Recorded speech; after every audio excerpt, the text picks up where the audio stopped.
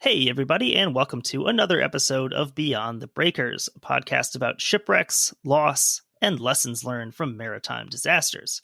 My name is Tanner, and I'll be joined shortly by my co-host. But first, we do have a new patron to thank. I want to give big thanks to Matt for joining us on Patreon and in our ESPN Fantasy Football League. So, two cool organizations to be a part of there. Matt, we hope you enjoy the back catalog of bonus episodes, and we have some more good stuff coming out very soon over there. I guess I should bring in my co-host, which is not Taylor. It is, in fact, basically the third host of the show at this point, Kaylee. So welcome again, Kaylee. So happy to be back. I feel like it's been a long time now. It's been since like Halloween. Yeah, I think that was the last one. I was re-listening to the Edmund Fitzgerald episodes not that long ago. And I was thinking, wow, that was a long time ago. Nice. Yeah, that's the one that when people are like, hey, are you the person from that podcast? When I'm at work, it's always the Edmund Fitzgerald episode. Well, you're the only member of the podcast that gets recognized in public for your voice. So it's probably because I work right next to a display about the Edmund Fitzgerald. Neither I nor Taylor have ever been recognized in public. That's really funny. So there's that. Mm-hmm. Let's see. So I guess, we start off normally with our media check-in here. So what have you been up to reading or watching or listening to, or in your case, maybe writing? I know you recently had a piece of writing come out, so that counts too. Yeah, it's been a really busy summer at the visitor center, obviously, because Tourist Central every single day. I am faced with them every single day. I tell them about boats. The writing that I did recently, which is kind of blowing up, it's a local Minneapolis alt weekly. I think that's what they call themselves, but it's Racket MN, and they tapped me to do a Duluth dive bar roundup, which went really, really well, and people have been really liking. That's kind of my thing, the places that I like to hang out around here. So that was really special and fun to write. I haven't been reading much just because I've been so damn busy, but I would say podcast-wise is where I've been doing a bunch of stuff. Obviously, always you guys, and then the new one that, yeah, right. The new one that the guys from the Dollop are doing, the Pastimes. It's they just basically go through an old newspaper, which is something that I have to do for a lot of my work anyway. So I just love listening to them. That sounds awesome. It's so fun. And then, I was going through an old newspaper at work today just to get a couple last quotes for this. And I found it was headlines where it was man dies, and then 5 children murdered, and then elephants in town. It's just right in a row. It's just the most entertaining thing in the world. You've got to balance the good with the bad. So yeah, right. A little bit of everything. That's awesome. Yeah. How about you? We'll put a link to your article in the show notes on this one. Oh, thank you. So that everyone always knows driving Duluth tourism when they're in Duluth, where they should go to hang out. Yes. What have I been up to? I just recently ordered quite a lot of books for some upcoming episodes we've been doing. They all arrived yesterday in a big stack. So one of those I've been reading is The Great Sperm Whale, A Natural History of the Ocean's Most Magnificent and Mysterious Creature by Richard Ellis. It's really cool. I've never really read an in-depth book about a specific animal before. But this one's really cool. I've gotten through the first few chapters of it. Obviously talks a lot about Moby Dick, but also other media representations. So yeah, that's been really interesting. We kind of hinted at it we didn't hint at it. We literally directly said what we were going to do, but we have a multi-part episode on the whale ship Essex coming up. So a lot of my reading recently has been involving whales, early America, the Quakers, a lot of good stuff going on there. So yeah, that's been a lot of my media stuff, a lot of reading. So with all of that, I guess we have got a ship to talk about, and that is why you are here, to tell us all about a wreck, which is also what you do during your day job. So thank you for joining us on the show to do the same thing. Yes. Oh, I am very happy to talk about this one. And I want to say off the top that I have been very vocal on Twitter in the past about hating whalebacks just because I think they're stupidly designed. I still agree with that, but this is a fun shipwreck. Also, I think this story isn't going to disprove that concept that maybe the design has some negatives to it. Yeah, honestly. We'll see. Maybe this is one, if you come into this episode loving whalebacks, I think you'll exit loving whalebacks, and probably mutatis mutandis for if you hate whalebacks. If you love them already, you're not going to love them any less. It was the city of Everett was the other whaleback that you guys did, right? That was the main focus of our first whaleback episode. And then when Scott came on the show, he also talked to us about a whaleback. Yes. Or maybe we just talked about whalebacks. I don't remember the focus of that episode. Yeah, I think you mentioned them a little bit. Whalebacks, you love to hate them. They're shaped like little cigars in the water. So this is a fun shipwreck for me because it's one that I am roughly a mile from, about 5 days out of the week, because it sank like right by the Duluth piers, and I work right by the ship canal. So that's one that, I love the Thomas Wilson. It's really interesting, and we have a lot of artifacts from it at work too. So the Wilson, a lot like most of the whalebacks, was built in scenic Superior, Wisconsin in 1892. It was the 19th of all of the whalebacks that were ever built. It was the 6th whaleback steamer that was built. So they built a lot of whaleback barges. They built one passenger whaleback called the Christopher Columbus that they pretty much just used for like the World's Fair. And then they had the whaleback steamers. The Wilson was the largest of all of them that were built at the time. 308 feet long, about a 3,000 ton capacity. Of the whalebacks, I think the Christopher Columbus is certainly the most silly. Oh, it's so silly looking. It's goofy. It doesn't look like it should stay upright, but it not does. At all. At some point, we are going to talk more about the Christopher Columbus on the show too. Oh, sweet! It gives the same vibes as the Eastland, the pictures of it right before it tipped over. It's like that should certainly not be floating. Those are the general vibes of the Christopher Columbus. Yeah.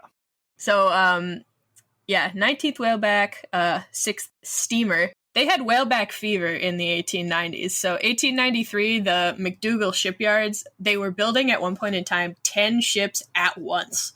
Like they had 10 whalebacks cooking at the same time, and they were launching one a week every Saturday for 8 Saturdays.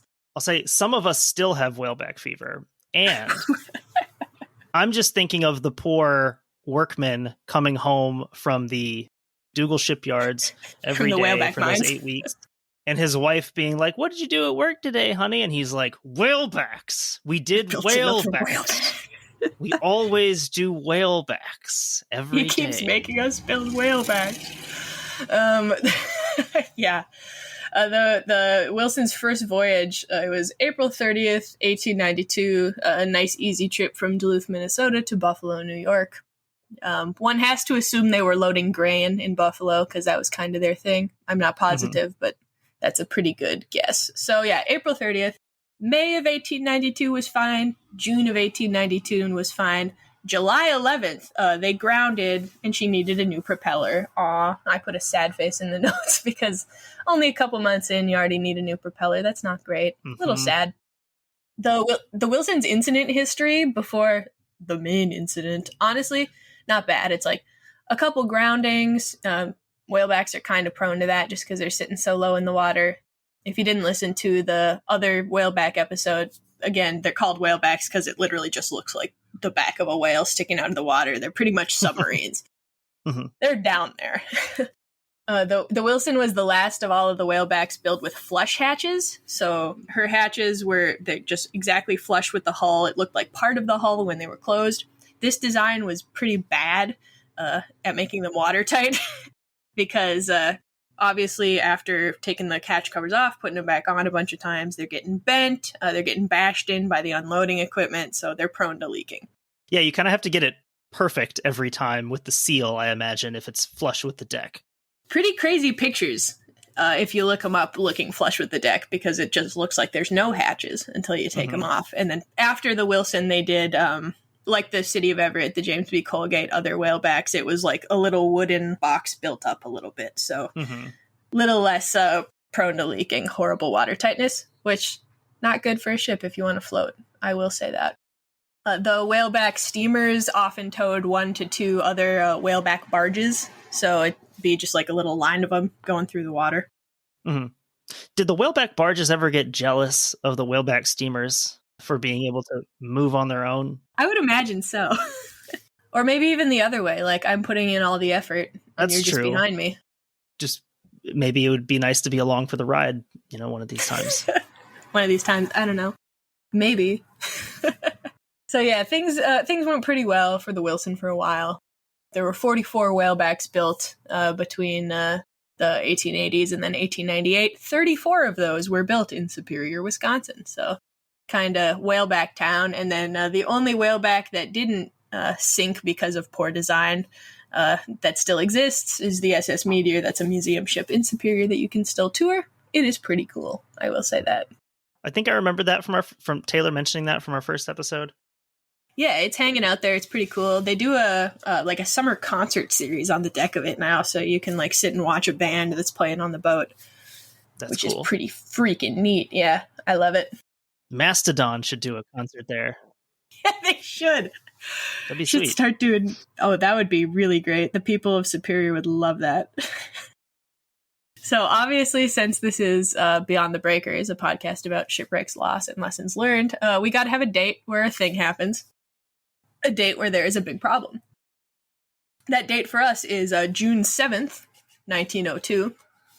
And to quote from the Duluth Evening Herald, during one of the intervals of pleasant weather this morning, when the sun was shining and all nature looked fair and mild, one of the harshest and most terrible accidents that ever occurred on Lake Superior took place in the open lake just off the harbor and city.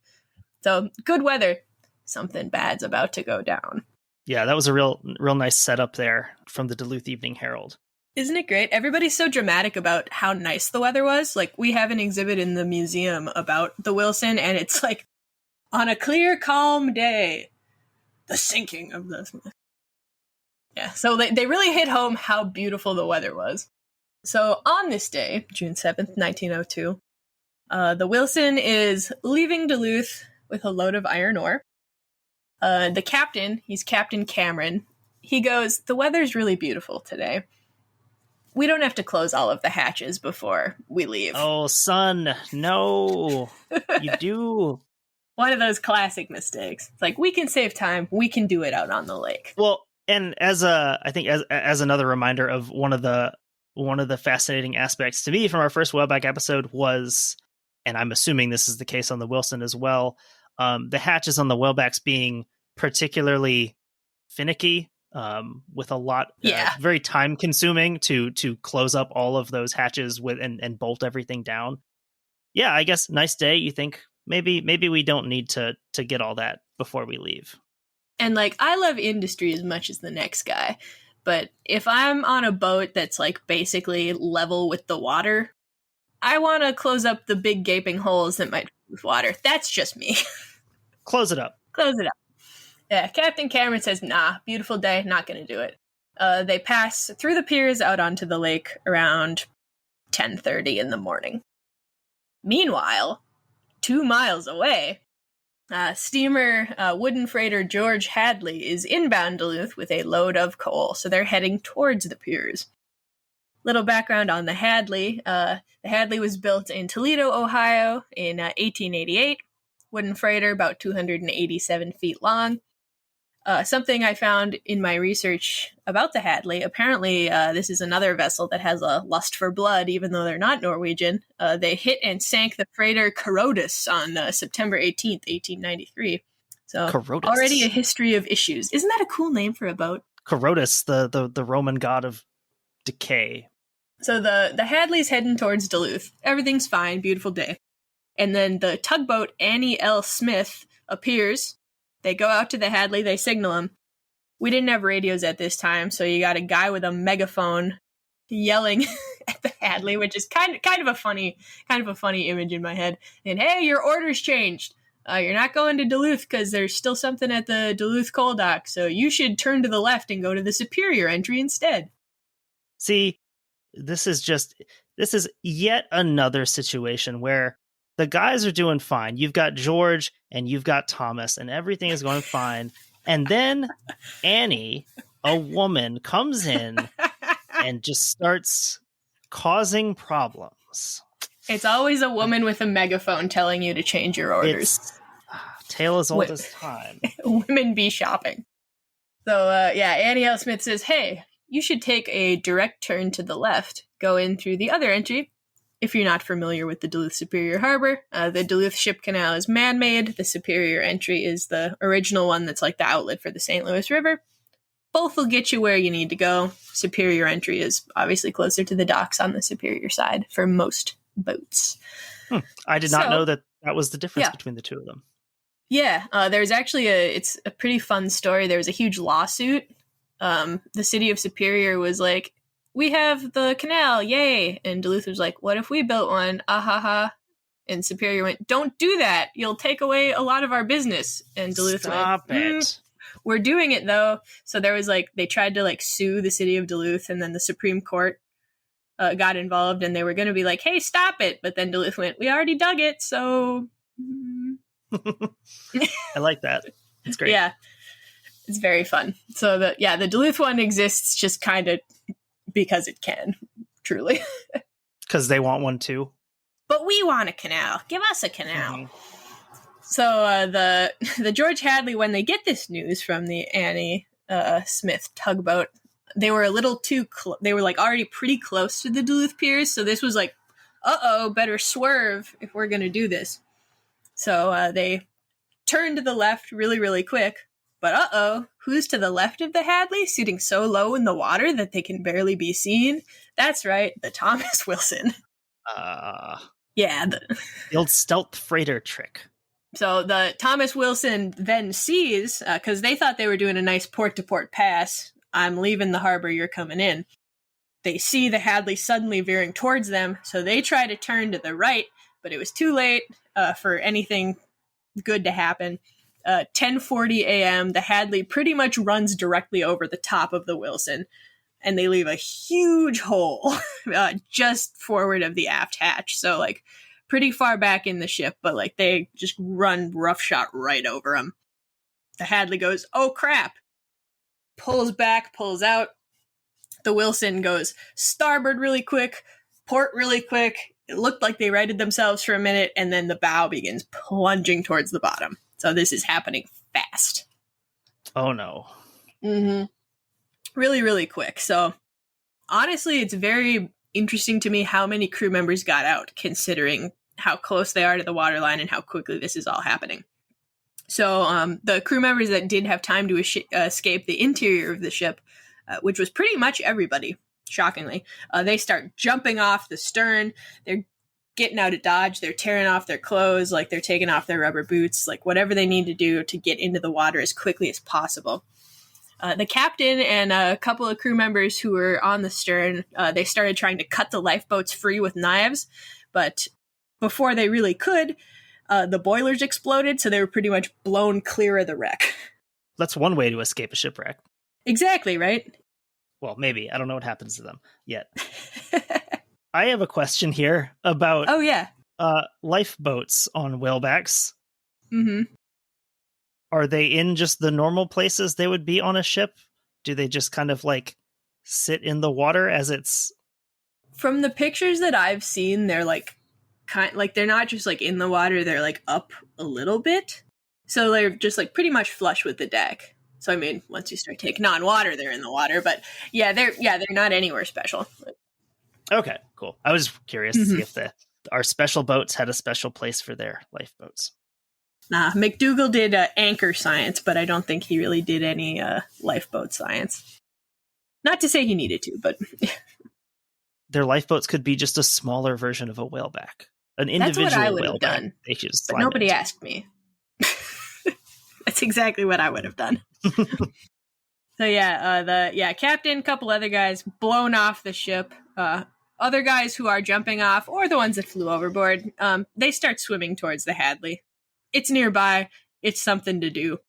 They want to get rescued out of the water. So the bow drops really hard. Eventually, the stern lifts into the air. The propeller's exiting the water. It's still fully going, so it's flinging water. It's flinging foam. It's a kind of big deal. And then because the propeller's still going, the Wilson rockets to the bottom in just a matter of a couple of minutes. So this is a super quick wreck.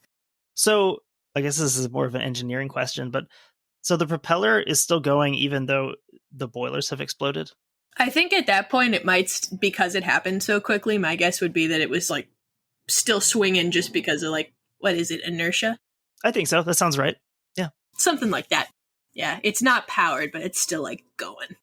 And there are also, like, on that tangent, there are a lot of, I'll get to a couple people that were on shore that were watching the series of events, like, because it happened so quickly. Like, some people say, oh, they were flung off and then the boilers exploded. Some people said the boilers exploded, pushed them off. Like, a lot of different interpretations of it from all the different angles. And this is 1902, so the newspapers aren't the most reputable source. Right. So, one book that I used a lot for this, it's called In the Belly of the Whale by Elmer Engman, who's a kind of a prolific diver of shipwrecks around here. He's got a couple quotes from people who were on shore nearby. One of them being, "The momentum of the Wilson caused it to pitch forward as the hold filled. It was still under full steam, and she began to plunge and then released the Hadley." So that one, the person kind of says that the Hadley was basically holding it up. Mm-hmm. And the Hadley only left once it went under the water. Second quote, "The Wilson did not last a minute after the collision. It seemed impossible that a boat could go down so quickly. The time she was on top of the water, she seemed to be supported entirely by the Hadley's prow, which was sticking through her plates." So we have another situation here that we've kind of seen before. It a bit like, do I take it out or do I leave it in? Where the one is kind of just supporting the other one that it just rammed. Mm-hmm. I kind of can't tell from, like, I'll get into, like, what the captain said in a little bit, but it almost doesn't sound like the captain, like, was like, I'm going to reverse now to get out of this. It just kind of sounds like it's what happened. Right. So it might have been more of a, like, it was thrown out, like, who knows at that point? Like, there's a lot of different ways it could have gone down, you know? Mm-hmm. Mm-hmm. So at this point, the Wilson's, like, rocketing towards the bottom of the lake. So the race is on for the Hadley. They picked up all of the survivors that they could find who were floating in the water, who were swimming towards them. And then they turned around and they raced towards Park Point. They are going towards the shore because the captain realizes, oh, we're sinking too, because we have a massive hole in our bow as well from hitting this other ship. That's a bit refreshing, I guess. With a lot of our collision stories, one of them sinks and the other one, steams away totally fine. So this is kind of maybe a little refreshing. Yeah, not quite a Cedarville situation. Like, these guys are like, okay, we're gonna figure out what's going on, and then we're getting out of here. Mm-hmm. So all of this is happening. A little more Duluth geography. Park Point, or Minnesota Point, it's the 8-mile sandbar that's between the Superior entry to the harbor and the Duluth entry. Mostly residential, public beach the whole way down. So the Hadley is about to make use of the public beach by absolutely getting on it before they can sink. So they got all the survivors they can. Something very, very cool, which I could never do. The chief engineer on the Hadley apparently stayed at his controls in the engine room until the water was up to his waist. Yeah, the people in the engine room in these stories is something else, really. Yeah, he knew they were going down, didn't know how close to land they were. Probably assumed they were pretty close, but yeah, he was down there. Water's up to his waist, but they made it just in time. They were able to bottom out in about 25 feet of water, so the aft cabins were pretty much completely underwater, but everything else is above water, and everybody was fine. Once they realized, okay, we're safe, we're here, the boat's not going anywhere else, the survivors of the Wilson that were on board and everybody from the Hadley were transferred onto the Annie L. Smith, so that tugboat was still hanging out. The picture of the Hadley in the water is just crazy. It's peak that's not supposed to be in there, kind of. The boat, you can see the whole front, but the back's pretty much completely underwater. Is that one that you put in the notes or no? Yeah, I put that one in the notes. They're in a bit of trouble. I think I put that in after you copy and pasted it, actually. Oh, I see. Yeah. I got caught up looking at the majestic picture of the whalebacks at the beginning. So imagine a boat that's half underwater. That's what you're looking at. Front end looks fine. Back end's it's not going well for you guys. So let's see here. So the Wilson and its cargo was valued at about $210,000. The inflation calculator does not go back that far, so I cannot tell you what that is in today's money. I did try to look. But more importantly than the monetary value, 9 lives were lost on board the Wilson. I believe that's also 9 lives today. I don't think inflation has applied. Yes, I would agree with that. 9.25 lives. That one we know. A lot of money, I'm assuming. $210,000. I don't know how much boats are worth. Something that I found kind of interesting, even though this wreck happened like so wildly quickly, all of the survivor counts do agree, like from the people that were on the Wilson that got off, they agree that everybody was able to get out from the interior of the ship. So like the firemen, everybody that were in the engine room, everything like that, they got out. Everybody that died was likely sucked down by the suction of the ship going down and was unable to resurface. So there are some reports of people that got sucked down and were able to get back to the surface, but most of them, one guy probably got chopped up by the propeller, but everybody else probably just got sucked down. That's the hazards of the job, I guess. But yeah, I guess if you're in the whaleback and like you feel that happen, I guess there's probably not much waiting around. It's probably like, yeah, we're probably pretty screwed right now, so we should probably get out. I'm already underwater. I don't want to be further underwater. Not often that we get to talk about a wreck where a ship gets hit on the top. Yeah. Yeah, they got like run over. How many crew did the Wilson have to begin with?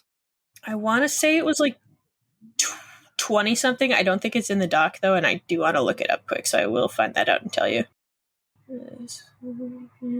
Yeah, the Thanos shipwreck. That's what I want to know. Thank you, autocorrect. He's a different guy.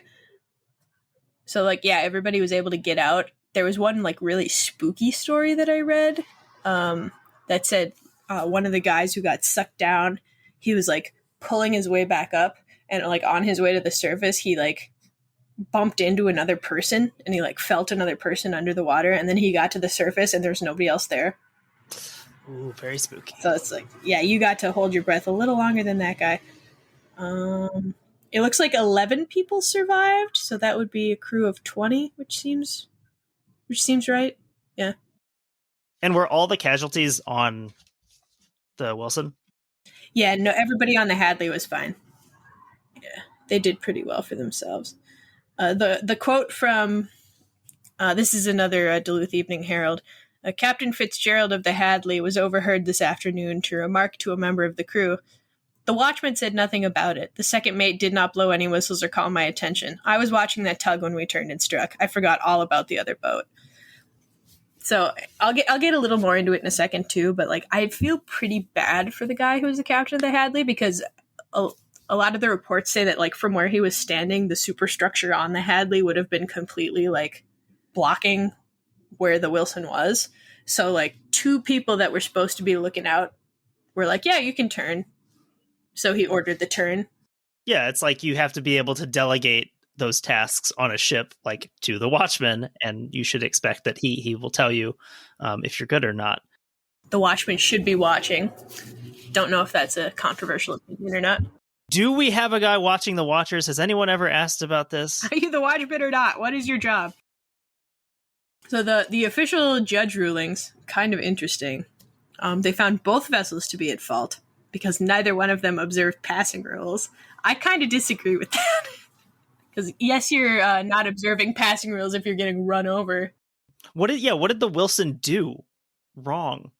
So what they said, the judge said that Captain Cameron on the Wilson hadn't done everything possible to prevent the crash. The examples being he didn't slow down at all and he didn't sound any warning signals. Which I don't think he had time to, because his mindset was probably just, ah! I guess it's like something that we've discussed before is with, like Taylor works in trucking and having to deal with like trucking accidents and other things.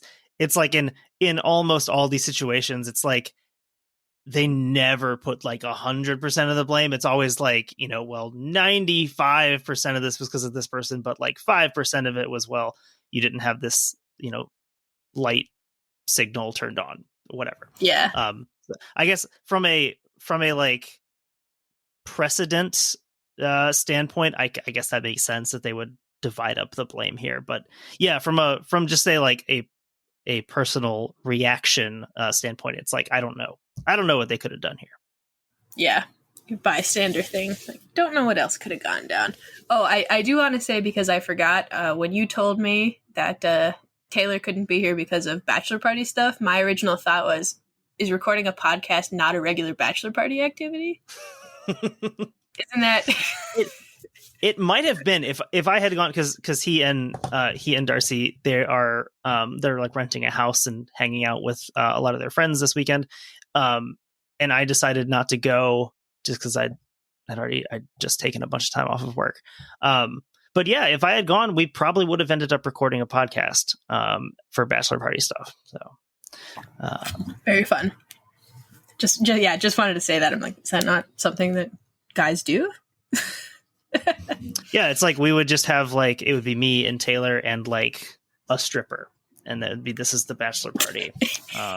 And she tells you about a famous shipwreck. Fully clothed, she's just there to talk about shipwrecks. Or he. That's a great idea. Either one. Patreon content. Just spitballing. We've made a lot of promises about putting out a bunch of new Patreon content, so we got to get creative. So, yeah, Wilson, a little bit of fault. Captain Fitzgerald from the Hadley, he had his captain's license revoked. And Captain Cameron from the Wilson had his license suspended for 60 days. Now, when I originally learned about the Wilson and stuff, because this is a wreck that I've known about because of work for a really long time, it's like, yeah, get his ass. Yeah, revoke that license, whatever. But researching it more, I feel bad for Captain Fitzgerald from the Hadley. He was 73. He had been sailing for more than 40 years, and he'd never had a serious incident. And from everything I could find, he felt so bad about what happened. Apparently, he asked to be rowed out to the Hadley, beached on the beach, and he just sat in the pilot house alone for a really long time until they were like, hey, you gotta get out of here. We gotta fix the boat, which is just very sad. That's so sad. Yeah. Yeah, he was grief stricken. Both Captain Fitzgerald and Captain Cameron appealed their, I don't know if you call them sentences or whatever the decisions were. They appealed them 2 months later. They modified both of them. Fitzgerald was allowed to reapply for his master's papers, so he did re-get them. So, yeah, so he was good. Yeah, I think he was sad enough that they were like, all right, this guy didn't do this on purpose. I guess if there's no history of any other accidents, it makes sense. Yeah, his record was pretty clean. And then also I was thinking a 60-day suspension, it doesn't sound that bad for being involved in an accident. But at the same time, thinking about the shipping season, and if you cut out 60 days from the shipping season, it's that's the significant chunk of work he's losing there. So. Yeah, especially back then, because the shipping season now is longer than it was back then, because you're able to ice break and not be in a boat that's under the water, stuff like that. And we are dealing with the ice problem on a grand scale. So next, there is a photo that is in your document. Very spooky picture of a guy in a canoe next to a flag and a lantern sticking up out of the water with the Duluth hillside in the background. That photo haunted me as a child because that was in a shipwreck book that I had. Absolutely haunted me. I don't know. It kind of looks like the guy in the canoe is claiming this wreck. He's like, yeah, I did that. That was me. I sank this thing. Yeah, that was me. So the flag and the lantern, they added on to that later in the day after the wreck, from what I can understand. It's just the flagpole, spar type thing is sticking out. It's 10 feet sticking up out of the water. This is sticking off of the spar of the Wilson, the spar deck on the after end, and they basically used it as a handy warning so other vessels would know where the wreck was. Because this sank so close to the ship canal, this is in a busy freaking area. So hopefully they thought putting a flag and a lantern on it would mean that other vessels wouldn't hit it. It wouldn't be a problem. June 8th, 1902, the steamer William F. Fitch is inbound Duluth with a load of coal. The Fitch is heading for the Duluth entry. Everything's fine. The weather's good. Tugboat Annie L. Smith appears and... Annie, get out of here. Yells at the Fitch through the megaphone, hey, your orders have changed. take a turn to the left, go to the Superior entry instead. The fish turns, and they run right over the spar of the Wilson, completely breaking the thing in two. So same tugboat, same coal dock, same directions. And that's after the flag and everything has been placed there? Yeah, this is literally the next day, and those are the flag and the lantern are on there. Okay. So they go, whoop, hit it, break it. They did find the flag and the lantern later. They did find them. I read that. But the thing got snapped off, so then they're like, well, there's no way to mark this. This is kind of bad. So now we have two problems. We have the Wilson pretty much directly in the shipping channel, and then also over on Minnesota Point, the George Hadley's still hanging out on the beach. So what do we do about the Hadley? There was bad weather for 2 weeks after the incident. I was looking through the newspapers today, and basically how it went was, weather good today. We're going to try to raise the Hadley. And then the next day would be, weather bad, all of yesterday's progress completely undone. It was that, like, every other day for, like, 2 weeks. 16 days it took to get the Hadley floating off the beach. They brought it into port. They took the load of coal off, because you can still use the coal. And then they brought it down to Milwaukee to be repaired. Was that, it seems like a long way to bring it for repairs when you're at a port, but. That's what I thought too. What I could gather from the newspapers was at the time, the shipyards in Milwaukee had better, like, wooden vessel repairing capabilities, as opposed to up here, it was whaleback season. So they were like only into the, only into the steel hulled stuff. Get that out of here. Can we rebuild the Hadley into a whaleback? If not, I'm literally not interested. I do not care. I have an idea. Whaleback. Yeah, just a thought. Just an idea for you. So yeah, the Hadley goes to Milwaukee. They're able to dive on the Wilson for the first time on June 24th. It took them a while to figure out what was going on with the Wilson, because it was sitting on the bottom, so it's about 70 feet down. And at that time, apparently, their diving capabilities, they could only get down to like 50 feet. So they could get like close to it, but not to it. And because like the river is exiting through the canal, there's a lot of like silt, there's a lot of boat traffic. It's really hard to see the wreck. It was then, it still is now. So it was a major hazard to navigation because the smokestack was less than 10 feet below the waterline. The spar, obviously, until it got hit, was sticking above the waterline. And then the cabins are not far below that at all. So they decided to blow them up. Since I don't know if it was dynamite, I don't know how they did it, but they're like, we need to get this part out of the way, just because boats that are coming through here, if we hit it the day after it sunk, we're going to hit it again. Blow it up. Always a good solution. Exactly. Yeah. When in doubt, blow it up. We finally really did it. You maniacs! You blew it up! Oh, damn you! God damn you all to hell! I don't know if you've heard about this. This is a different tangent, but we were in Marquette a couple years ago, and they have like a foghorn building for the lighthouse that the Coast Guard was like, hey, let's blow it up. And they did, but they didn't like tell anybody in the town of Marquette. So the day they exploded it with dynamite, like just bricks were shooting everywhere, and people are like, what is going on? Because they forgot to like tell anybody. When was this? What year was this? Oh, I don't remember on that one. I do know that I have a brick from it though. I was just thinking, like, if it was during like wartime, if it was like during like 1943 and everyone's like panicking, like, they're here. Oh my God. Yeah. And this is what they chose to target. The reason they blew it up was because teens were partying in it. And they're like, we can't have that here. We're going to explode the building. After locking all of the teens inside. Yeah. And there were no more teenagers in Marquette, Michigan. That'll solve the party problem. That'll show them. So yeah, they love blowing stuff up. They blew up the Wilson. June 24th, that's when the diving began. They blew it up at some point in there. I couldn't find an exact date for that. But August 1st, 1902, the ads are in the paper. Hey kid, want to buy a whaleback? We don't know what to do with it. It sunk, famously. But we want money. So the company that owned it put it up for sale. August 20th, 1902, the Wheeland brothers of Duluth, who it's 5 bros who like they owned a lumber yard. They did all kinds of, I don't know, rich person stuff in Duluth, which I was surprised to find out there were 5 of them when I was doing this research, because Wheeland brothers, I think 2, but there were 5. Yeah. I wasn't sure at first if you meant bros like bros or like actual biological brothers.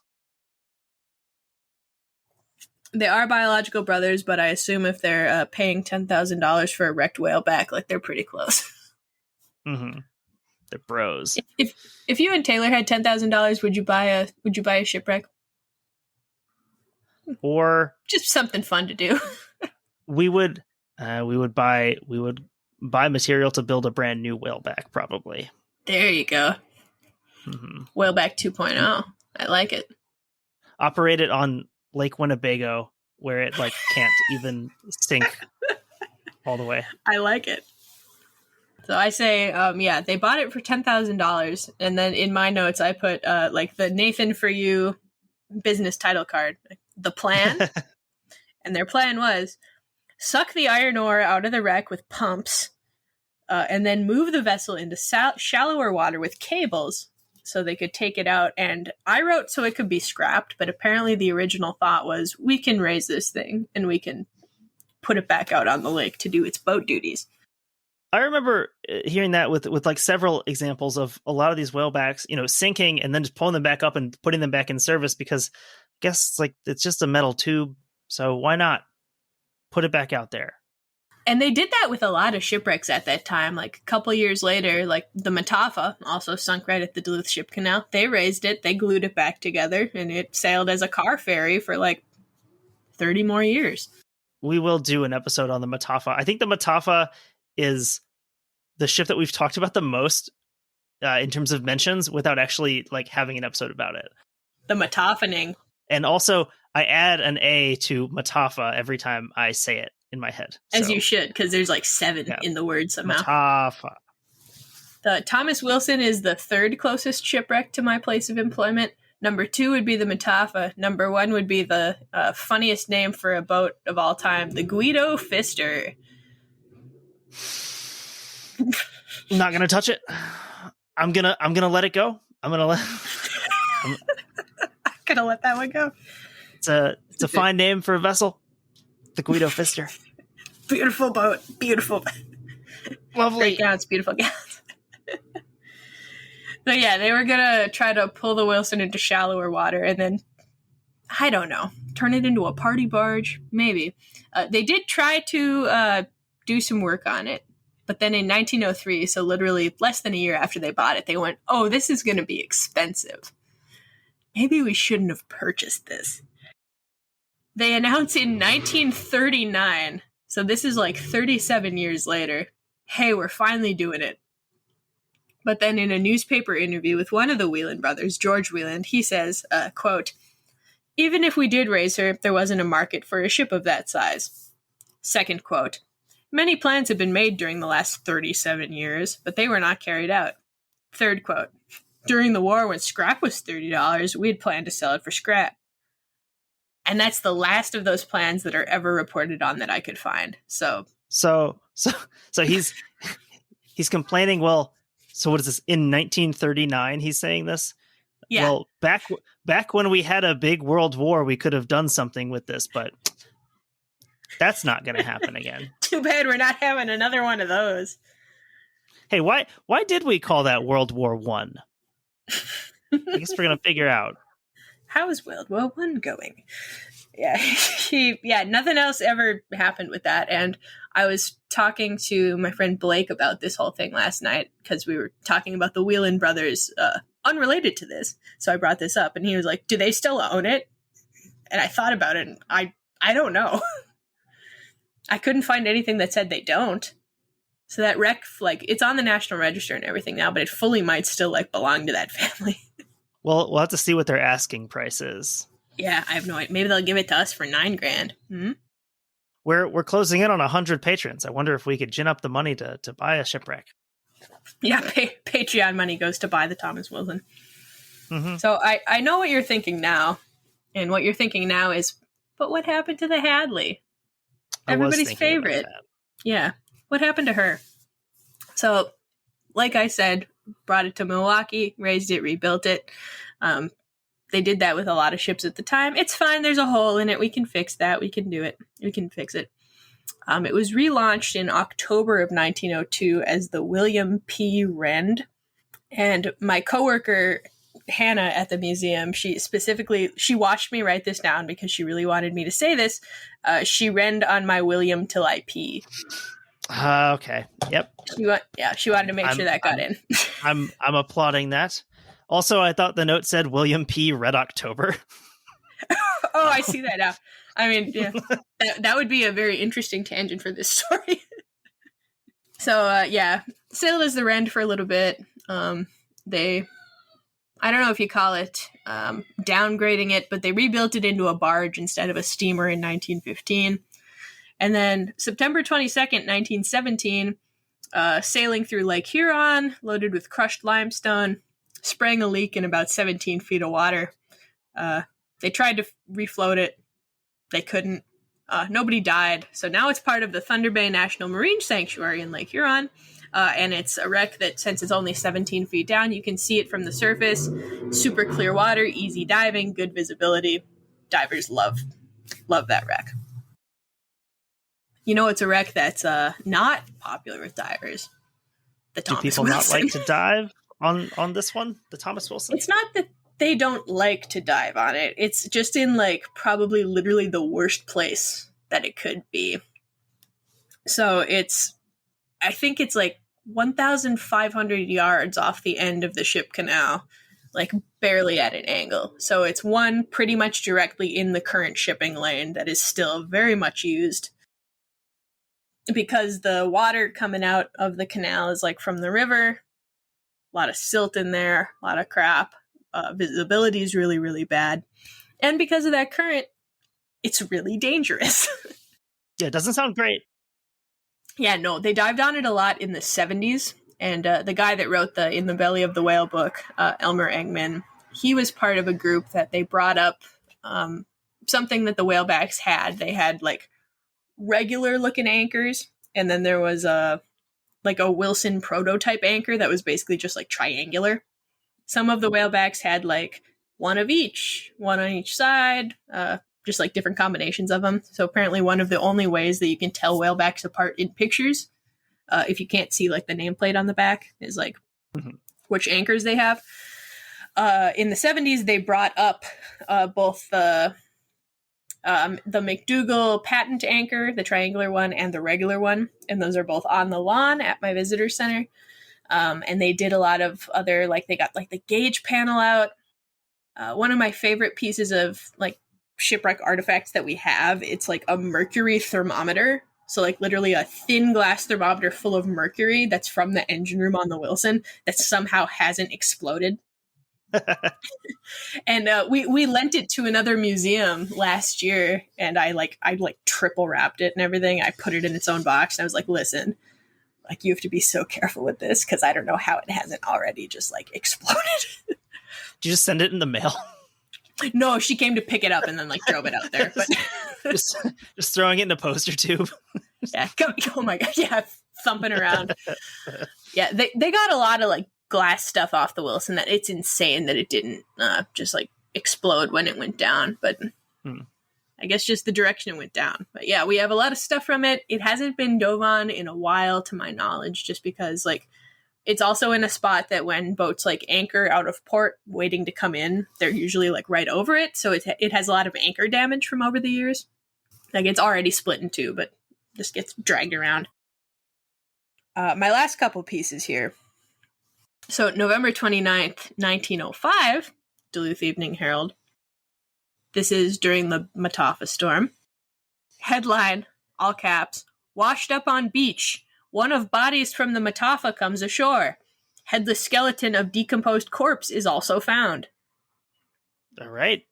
I like how in 1905, they're still kind of figuring out how do we want to write headlines in like American English. And one thing I notice is that we don't do anymore is they tend to like present phrases with no subject, like washed up on beach, and then explain what it is.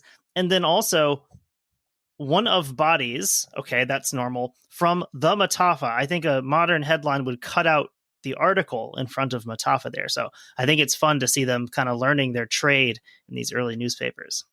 Oh, fully. I'm obsessed with them. I love looking at these. My favorite headline that I've ever found is just kills self. Period. Exactly. So who did it? We need a subject here. Who was it? You just did it. So yeah, that's the headline. And then the story below it is literally just, a skeleton was also found last night on the beach and taken to Durkin and Crawford's morgue, which I will side note, I found out that morgue, that funeral home, is now a bar, and that's the Owls Club, and that's one of my favorite bars in town. So I was thinking about it when I was there today, that a headless skeleton was taken to the place that I was hanging out and having fun. Is the body still there? Fun local trivia. I wish. Like above the bar? That would be a good place to put it. The article continues. The body was headless and armless, and most of the flesh was gone from the bones. The body had no connection with the wreck, meaning the Matafa, but was evidently a corpse that had been lying in the lake for years. The body may have been that of one of the men who perished on the Wilson, which was washed up by the storm. So perhaps the Matafa storm was so violent that one of the bodies from 3 years earlier was just whipped out of the lake. That was the night that the skeletons came to life. That was the night the skeletons came to life. Lake Superior never gives up her dead until she does, and you don't have legs or a head anymore, apparently. And the bones are their money. So are the worms. Isn't that the case? I did have a question. Yeah. I forgot to ask this at the beginning. I'm always fascinated by who these ships are named after. Do you know, is this named after the Thomas Wilson, like the big businessman from the meat packing industry, Thomas Wilson? I think it was named after a Thomas Wilson who was like a captain who was pretty good friends with Alexander McDougall. Very because cool. there was a couple. There was like a non-whaleback called the Thomas Wilson as well. That was like also after the same guy. So I'm pretty sure, yeah. I was just curious because like I was trying to find out like who it might be named after, and he seemed like the only one who had any sort of like business and like connection anywhere with the Midwest. So interesting, very cool. Certainly could have gotten into meatpacking and been that guy, but I think it was just a captain guy. Every guy goes through a meatpacking phase at some point. Come on, who doesn't? It's part of the hero's journey, really. Really is. Oh yeah, my last little piece is just the. I figured one of these times I should have a lessons learned portion, since I usually just go boat sink. Aww. Well, we forget that a lot of the time. This might not even be lessons learned. It's just rules put in place. So there were 4 new rules that the Duluth Harbor instated after this collision happened. And they would be, the first one, ships cannot leave the harbor with open hatches, which happened after this and still happens. So I'm not sure how they check that, how much they look. It's okay, you can do it, but like you should feel bad about it. Yeah. Like the when the Steinbrenner went down in like the 50s, like they had some open hatches on a beautiful day in the summer. So yeah, not looking too closely, but they said that. Second, ships may not pull out from another ship following a collision, which feels pretty specific to this. So kind of like what you had talked about, how in this case, it might not have been an actual decision that was made to do that, but just kind of covering their bases anyway. Yeah, you can't go, oh shit, and pull the knife out of the wound. Like, Number 3, pilots may not carry out any order given by the captain when another vessel is sighted without first calling the captain's attention to the other vessel. So, watchmen, be watching. It's an interesting rule in that I feel like it adds a little bit of power equilibrium in terms of like what we would refer to now as like bridge resource management, of saying like, hey, you don't have to immediately follow the captain's order. if you have some extenuating circumstance that he needs to be informed of. Like, look before you cross the street, even if the captain tells you to cross the street. Mm-hmm. Mm-hmm. And then the fourth one, the final one, is all ships must be equipped with signal systems to all parts of the vessel to warn of danger. So I think that comes from, like, when the Wilson did put off their, like, hey, everybody abandon ship thing. Like, whalebacks might not have had, like, fully comprehensive systems to do that. So, like, even though everybody was able to get out, doesn't necessarily mean that it was as clean as it could have been. Yeah, like they could still be doing things better because, like, this is kind of like you said, it's very surprising that everyone got out. So that makes sense. Yeah. I do have, as I was looking through, we had talked about the book Tin Stackers by Al Miller. The Wilson's mentioned in that, but the Wilson is also mentioned in Frederick Stonehouse's Haunted Lakes, which I have here. There's a short section I would like to put before the jury. Please. Here. This is from the chapter called Superstitions. This is chapter 2 of my edition here. Let's see. Warlocks and Wizards. No, that's the wrong one. Jonahs is the subsection that this is. So jumping down here, this is just like 2 paragraphs. There was no good reason for the June 7th, 1902 collision between the wooden steamer George G. Hadley and the 308-foot whaleback steamer Thomas Wilson. The Wilson was leaving Duluth fully loaded with ore, and the Hadley was inbound, when the wooden vessel inexplicably rammed the whaleback, cutting deeply into her side. Within minutes, the Wilson went to the bottom of Lake Superior, and 9 of her crew perished. The only explanations were that of unforgivably bad seamanship on the part of the Hadley's master, or that of other, quote, forces were at play. Ooh. I'll put the spooky music over that. One of the men that escaped the Wilson's death plunge was fireman E.H. Shoemaker. Prior to the Wilson-Hadley collision, he walked, or swam, away from 4 shipwrecks. He survived the Wilson, too, making it 5 wrecks. Unfortunately for the Hadley, that vessel... Oh, this is harsh. Unfortunately for the Hadley, that vessel hauled him aboard from the cold lake to what was assumed to be safety. Although the captain thought the Hadley would easily make it to shallow water, his vessel sank with unnatural speed. Shoemaker walked away from that sinking too, giving him a record of 6 survived shipwrecks, an enviable one for any self-respecting Jonah. It's worth noting that the Wilson did not have an auspicious launching. When she rushed down her ways in Superior, Wisconsin in 1892, she hit the water and kept going, smashing hard into the opposite slip and wrecking the standing scaffolding there. Despite the fact that she was undamaged by the accident, it was not a good beginning in many old sailors' eyes. So anyway, that's Frederick Stonehouse on the Wilson. We should do a Haunted Lakes episode. We should. I don't think that story really counts as a haunting. I don't think there was anything spooky about that. But everything about Haunted Lakes tells me that he was like, just whatever, just put it out. It'll make me money. They make a good time of the year for that, and it's Halloween. We could definitely do another Halloween episode. I think I have another. I think I have another book somewhere of the sequel, Haunted Lakes 2. I had that at one point. We had both of these when we were kids, and then I don't know where they went. We probably just sold them or something. And then Katie I definitely own both. Katie found this at a Goodwill recently, so good place to pick it up. So anyway, this is again another good, solid Great Lakes story. Always a good way to recharge the batteries on the podcast, because we always enjoy. It's the reason that we have the show, basically, is because of the Great Lakes.